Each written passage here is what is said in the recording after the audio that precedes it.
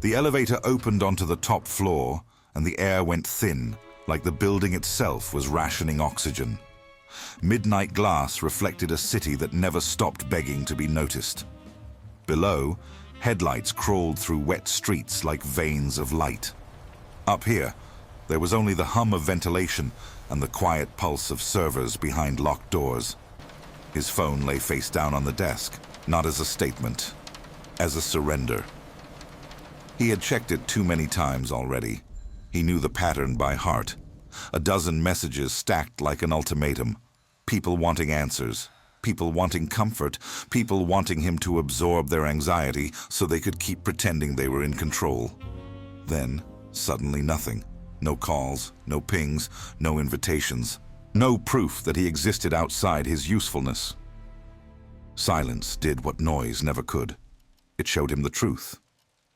He had built his life on being accessible, always replying, always explaining, always showing up early, staying late, smoothing sharp edges, swallowing his own instincts so the room would stay calm. He called it responsibility. They called it reliability. But what they really meant was predictable. A predictable man is easy to use. In the weeks before, he tried to keep everyone close. Old friends who only resurfaced when they needed something. Family members who treated guilt like a leash.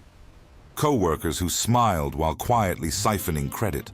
Social events that existed only to maintain an image of belonging. The crowd looked warm from a distance. Up close, it felt like hands in your pockets. Then, the company cracked. A leak, a regulatory audit, investors turning cold.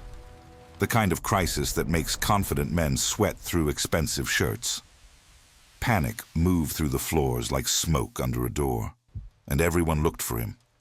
Not because they respected him, because they needed a man to carry weight they couldn't carry themselves. He felt the reflex rise, the urge to save the room, to prove he was valuable by being available.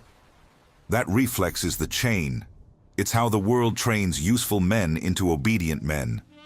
So he did the one thing that felt like stepping off a ledge. He disappeared. No dramatic announcement, no long explanation, no soft goodbye to protect other people from the discomfort of losing access. He cancelled what wasn't essential. He stopped replying to anything that wasn't urgent. He stopped feeding the machine with his attention. The first day felt like withdrawal. His mind invented disasters. It replayed conversations and imagined consequences. The body doesn't recognize freedom at first. It interprets it as danger. The second day felt like punishment. A hollow ache behind the ribs. The primitive fear that being unseen means being rejected. This is where most men run back. They apologize for taking space.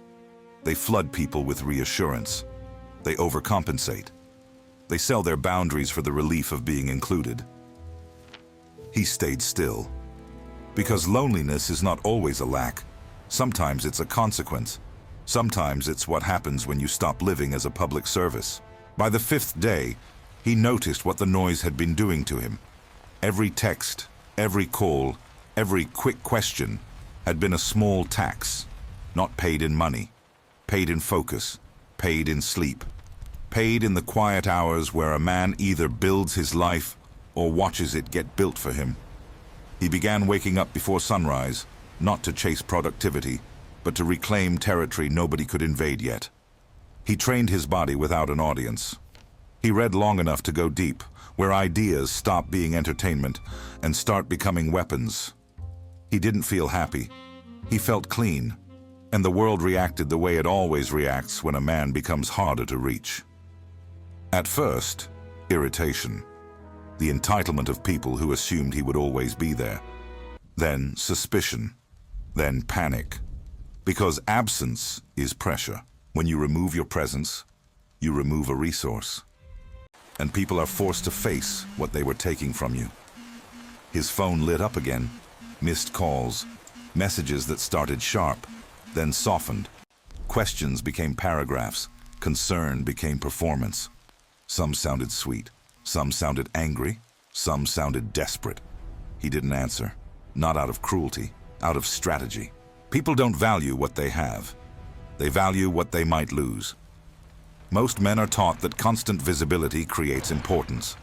It does the opposite. If you are always present, you are always taken for granted.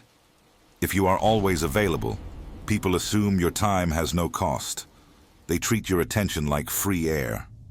So he kept disappearing, but he wasn't hiding. He was building structural integrity. A bridge can only carry so much weight before it collapses. A life is the same. Drag everyone into your future. Unambitious friends, bitter relatives, needy co-workers, and you won't arrive. You'll break halfway across and call it fate. In solitude, he saw his patterns with brutal clarity. The need to be liked, the fear of being misunderstood, the addiction to being needed, the childish hope that if he gave enough, someone would finally give back. Solitude burned that hope down to ash, and from that ash came something colder and more durable. Stoic calm, not the calm of everything is fine. The calm of I can endure what isn't fine. When the corporate crisis reached its peak, they pulled him into a meeting again. The room felt different, like a courtroom. People watched their posture, measured their tone, because he had become slightly unknown.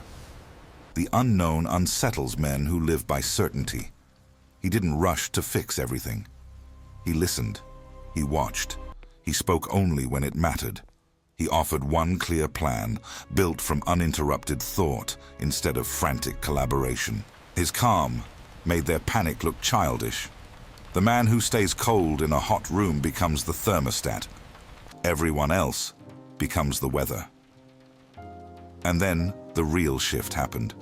They treated him differently, not because he demanded it, because he became scarce. Scarcity is not just business, it is psychology. A man who can walk away becomes expensive. Now take this back to your own life. If you feel that ache at night, the fear of missing out, ask what you're really missing. Is it connection or distraction? Is it love or validation? Disappear in a disciplined way. Remove your automatic availability. Stop explaining yourself to people who only listen for openings to control you. Let your absence do what your words never could. If someone cares, they will adapt. If someone panics, they were feeding on your access. A ship doesn't find the deep ocean by staying near the shore, and the shore is loud for a reason. It's full of people who never learned how to survive their own silence.